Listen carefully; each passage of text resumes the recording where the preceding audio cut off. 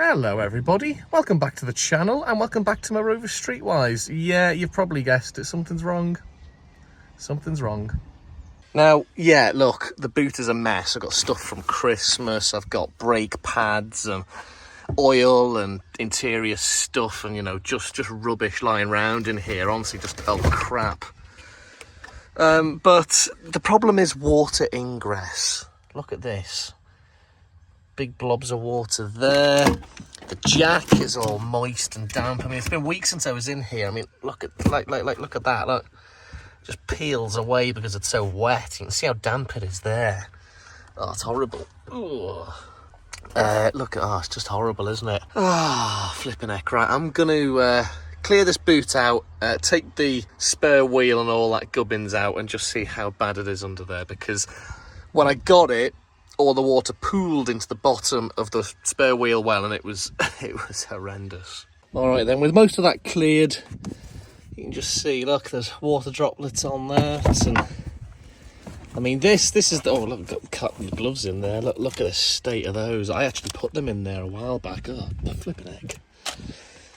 Oh yeah, that's the little plastic thing that goes into the corner of. You'll see it under there. That should fit in. That should fit in there actually. And it's obviously fell out. So let's take the parcel shelf out completely, and we'll sort that in a little while. Put it down there. Look at the carpet. How lovely is that? Oh, good God. That's pretty minging. I did clean that when I got it about 18 months ago. But yeah, that's just horrible, isn't it? This panel here lives there, so that should go like that, you see.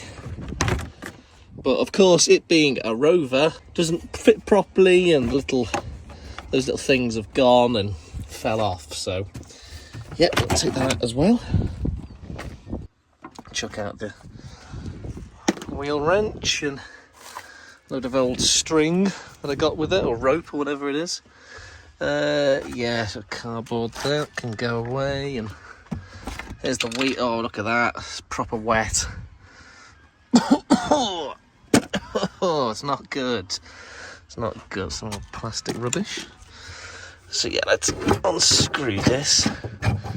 Pop the wheel up, and that's more water than I expected. It's a nice little puddle, that, isn't it?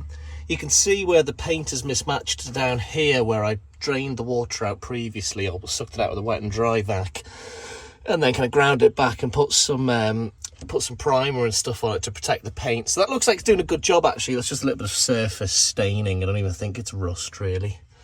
But yeah, I'm going to have to get rid of that because it's really not good, is it? But where's the water coming from? Cable tie. I can never fully understand on this 200 series, the 25s and the Streetwise and MGZRs. You can see moisture staining there. I think, yeah, there it is. Sorry, there we go. And, you know, you can see here where last year I used some bathroom sealant, some Tiger Seal, I think it was, to do around the lights and around the seams and that. See up there I used a bit around the hinges on the boot lid there, and no one weakness. You know, and around there where the ridiculous design for the wiring loom. And actually, you know what, it's going all a bit crunchy and crispy, isn't it? Yeah, look, that's all falling away now, actually. So I think I probably need to reseal that. Further investigating hasn't really yielded any more clues, just more water, annoyingly. And yeah, the smell in here isn't great, that kind of musty smell. But I suppose positive news, the strut tops all look okay, don't they? That all looks all right in there. So I suppose that's a positive I can glean from it. Let's have a little look. I mean, look at all the stain on the bottom of the carpet. It's horrible, that, isn't it? Let's have a look over here. Oh, I've just knocked that back in there. Oh, I've got to touch the water. That's horrible. Let's have a look under here. Oh, God. And it actually looks dry on this side. No, it doesn't. There's water in the corner. Let me zoom in on that for you. There's water in there. Look, you can just see it glistening a bit. Not that you can see that at all now. There we go. So that's less than ideal. But again, if you know, want to look at it positively, it all looks nice and solid in there, look, doesn't it? That's all good. So maybe it's not all negative. I mean, most things with owning a Rover Streetwise are negative. But you know, that's a positive, and you got to take them. You got to take the positives. And yeah, I don't think I've shown you this before, but look, that seat section goes forward absolutely fine, doesn't it? That's great.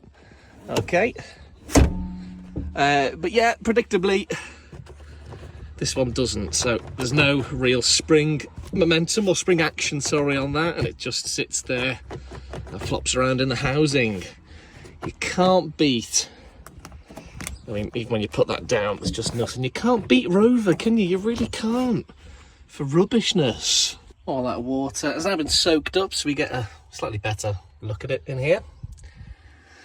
Yeah, I really am going to have to get that sorted, obviously. Get the leaky boots sorted. I mean, we're coming into the summer now, so I don't think it's going to be that much of an issue through the summer, unless we have one like we had the last 2 years, which have been very wet. Look at this, though, a little bit of plastic from the wrapping on the seats, I imagine, when the car was new. That's pretty cool, isn't it? So, yeah, look, I've got a little bit more kitchen paper here, not doing this on a particularly professional level. I'm just going to give it another bit of a dry. Make sure we're nice and bone dry in here, because I'm probably not going to be doing much with this car over the next few weeks at least. So, yeah, just want to make sure that it's all nice and dry in here.